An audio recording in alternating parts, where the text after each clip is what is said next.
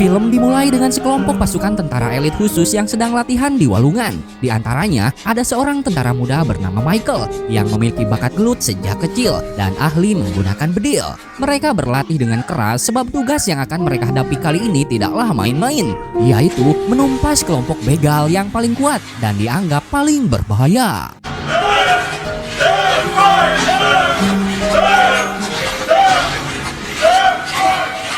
Selepas latihan, si Michael selalu curhat dengan Besti di baraknya tentang seorang gadis impian yang ingin secepatnya ia nikahi. Jelas dong, si botak biadab itu pun meminta si Michael untuk secepatnya menikah sebelum terbang ke medan pertempuran. Bisihan jakal we, sebab bila Michael modar, seenggaknya ia sudah merasakan lobang kenikmatan. Isin mo kagad. Sangya talaga.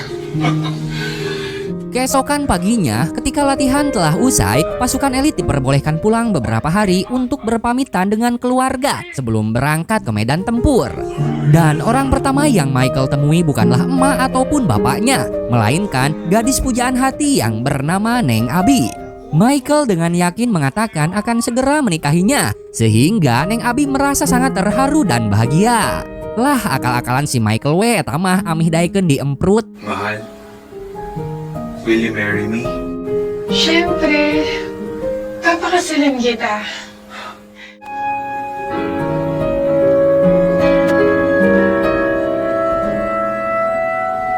Sensor dulu bosku. Duh bahaya euy, bisi benang kaben. Setelah pertarungan mereka berdua selesai, si Michael mendapatkan kabar yang mengatakan bahwa bapaknya terkena serangan jantung ringan dan sekarang bapaknya itu sedang dirawat di rumah sakit. Mulanya, si Michael tidak mempedulikan hal tersebut. Bodoh teuing ek modar ge, sebab hubungan Michael dengan bapaknya tidaklah baik-baik saja semenjak kematian ibunya yang disebabkan oleh sang bapak. Akan tetapi karena didesak dari Neng Abi, maka mereka berdua pun langsung cus berangkat menuju rumah sakit. Wala siya, nasanay na lang din ako. Ikaw na lang ang pamilya niya, di ba? Setibanya di rumah sakit, sangat katingali sikap Michael yang bodoh amat terhadap bapaknya. Berbeda dengan Neng Abi, karena bagaimanapun ia adalah calon mertuanya. Dokter mengatakan bahwa bapaknya membutuhkan seorang pengasuh yang bisa merawat di saat pemulihan kondisi tubuh sang bapak. Di saat itu, Abi mengatakan bahwa ia dengan senang hati bersedia untuk merawat calon mertuanya itu. Walaupun awalnya si Michael menolak, namun lagi-lagi karena bujukan dari Neng Abi, akhirnya Michael mengikuti kemauannya walaupun kapaksa. Ang aliwalas naman po ng bahay niyo, Tatay Roldan. Mahal siguro nung childhood mo, ang saya ng memories mo dito, no?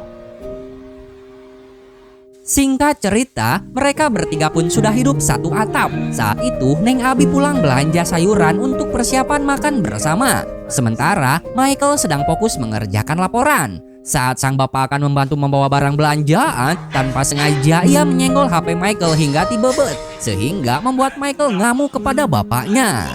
Gusto ko lang naman kasi makatulong. Wala kang naitutulong. Simula noon hanggang ngayon, wala ka nang ginawang tama.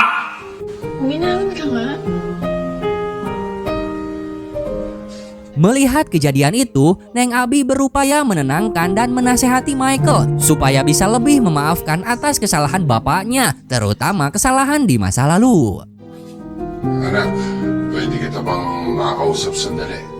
Saat si Michael sedang termenung di teras rumah, bapaknya mulai mendekati dan berusaha meminta maaf kepada Michael atas segala kesalahannya, terutama tidak sempat merawat ibunya di masa lalu. Sebab ia selalu sibuk dengan job-job pekerjaan di luar kota sampai ibunya meninggoy. Namun di balik itu semua, bapaknya berupaya mati-matian untuk meningkatkan derajat kehidupan si Michael supaya henteu ripuh teuing siga bapaknya di masa kecil. Gak salah juga tuh si bapak, memang tugas laki-laki itu kan bekerja, sehingga kini si Michael mulai memaafkan bapaknya dan berusaha menerimanya kembali. Semenjak saat itu, kehidupan mereka bertiga dipenuhi dengan suasana bahagia, layaknya seorang bapak bersama kedua anaknya. Kehidupan seperti itulah yang sangat mereka idamkan. Ay, salamat. Sarap. Sarap tayo. Say goodbye. Hari di mana Michael berangkat ke medan tempur akan segera tiba. Awalnya, si Michael tidak yakin untuk mengatakan hal ini kepada Neng Abi. Namun ya mau gimana lagi, dan sebelum berangkat, Neng Abi memberikan asupan vitamin ngemprut untuk yang terakhir kalinya sebelum si Michael pergi. Lagi kang mag-iingat, mahal ha? Kahit gaano katagal at gaano kahirap, maghihintay ako.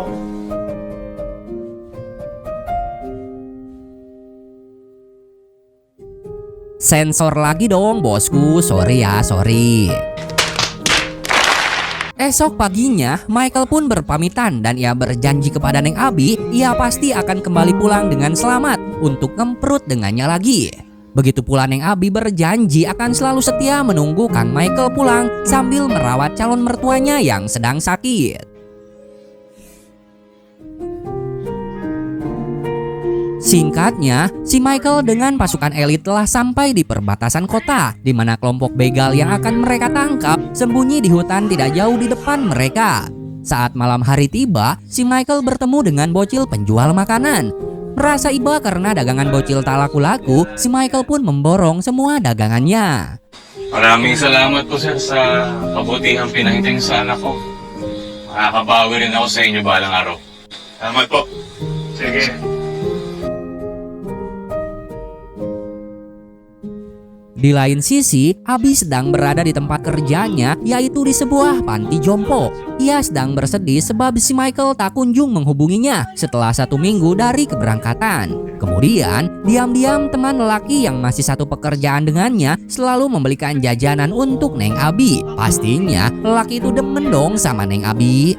Tapi karunya cintanya bertepuk sebelah tangan. Sebab kasih sayang Neng Abi sudah diberikan semuanya untuk Kang Michael. Duh, watir, sing sabar ya bro. Nagmamahalan kami. Ayoko naman isipin mo na pinapaasa kita. Dan sang pujaan hati pun akhirnya menelepon. Michael mengatakan bahwa di tempatnya hese sinyal. Begitu pula hubungan telepon saat itu hanya berlangsung singkat. Tapi tak apalah, sing penting Neng Abi tahu bahwa calon suaminya masih hidup.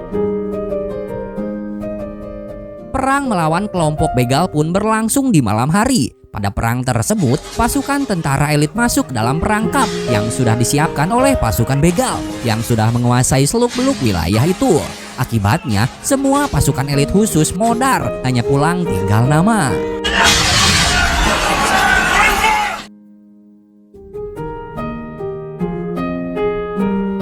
Keesokan paginya, kabar duka telah sampai kepada Neng Abi yang langsung lemes mengetahui kabar itu.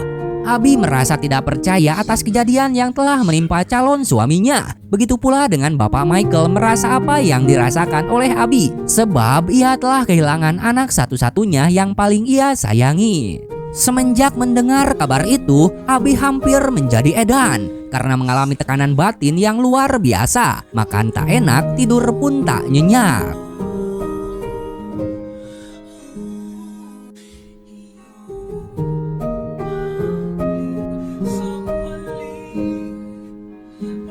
Kemudian di malam harinya, Bapak Michael menemui Neng Abi yang pulang habis dugem dengan kondisi mabok.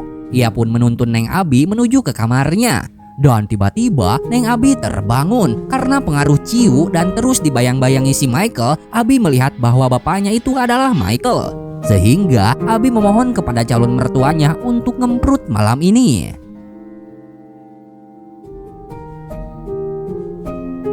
Keesokan paginya, saat Neng Abi terbangun dan waras kembali, ia mendapati tubuhnya tanpa busana. Bapak Michael meminta maaf dan berkata jujur tentang apa yang mereka berdua tadi malam lakukan. Ia mau bagaimana lagi, Neng Abi tidak bisa menyalahkan Bapak Michael, bonganawe mabok. Semenjak saat itu, Neng Abi dan Bapak Michael menjalani kehidupan berduaan. Anjay, ibarat tak ada anak, bapak pun jadi. Kebersamaan mereka membuat tumbuhnya benih-benih cinta di antara Neng Abi dengan bapaknya Michael. Salamat. Neng Abi semakin merasa nyaman dan mulai melupakan mendiang Michael. Begitu pula dengan Bapak Michael yang sudah lama menduda ingin segera punya bojo lagi.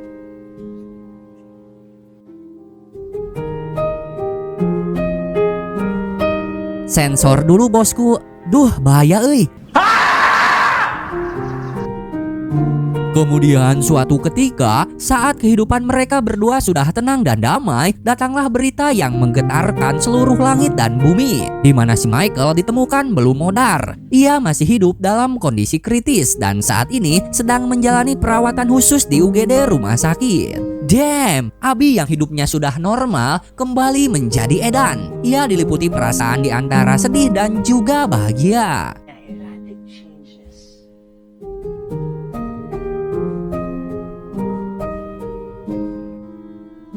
Singkatnya, Michael sekarang sudah berada di rumah. Keluarga mereka pun kembali utuh bertiga seperti semula. Namun, suasana kini berbeda. Sepulangnya dari medan perang, sikap si Michael menjadi aneh karena traumatis melihat semua teman-temannya dibantai dan ia mendapatkan siksaan bertubi-tubi dari kelompok begal. Sekarang ia menjadi seorang temperamen atau mengalami semacam gangguan mental.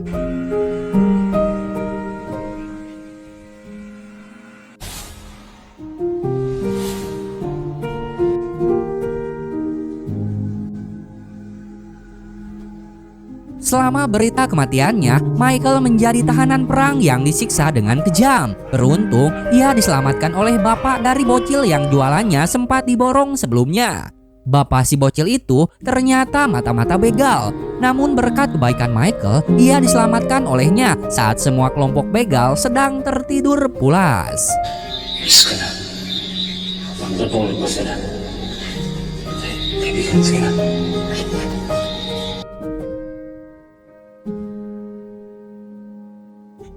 Di malam harinya, saat ngemprut dengan Abi, Michael tidak bisa romantis seperti dahulu karena gangguan mental yang dialaminya. Neng Abi diemprut sambil dicekek, atuh modar meureun.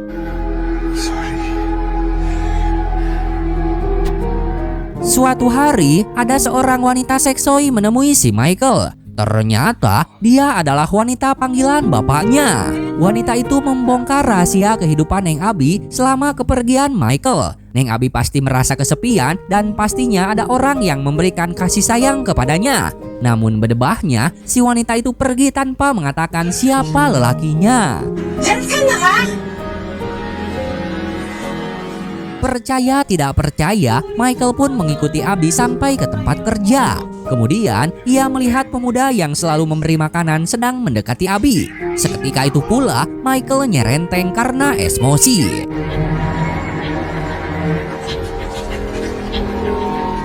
Setelah kembali pulang ke rumah, Michael mengatakan bahwa ia akan langsung pergi ke tempat kerja untuk menemui psikiater yang sudah disiapkan oleh pemerintah supaya kondisi kejiwaannya bisa normal kembali.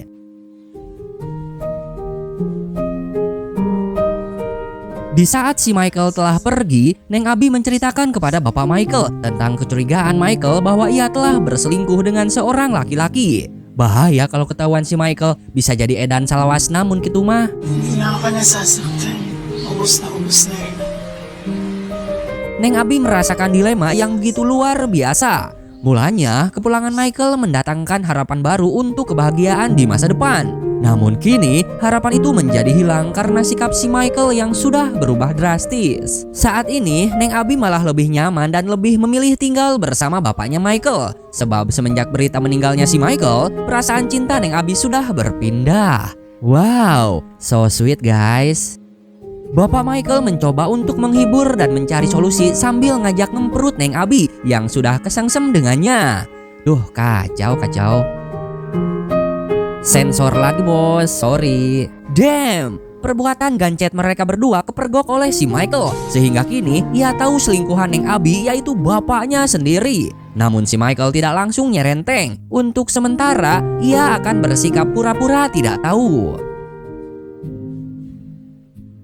Di malam hari saat makan malam bersama, Michael tampak lebih baik dari sebelumnya. Neng Abi dan bapaknya tidak menaruh curiga apapun. Malahan si Michael sudah menyiapkan sebuah hidangan pencuci mulut untuk diberikan kepada mereka berdua. Kuhanin ko na pala yung dessert. Buset, ternyata isinya adalah sebuah pistol yang akan digunakan untuk ngabedil mereka berdua. Si Michael meledak-ledak, amarahnya sudah tidak terbendung. Sebab kini rahasia mereka berdua sudah terbongkar. Tiis ko ang lahat.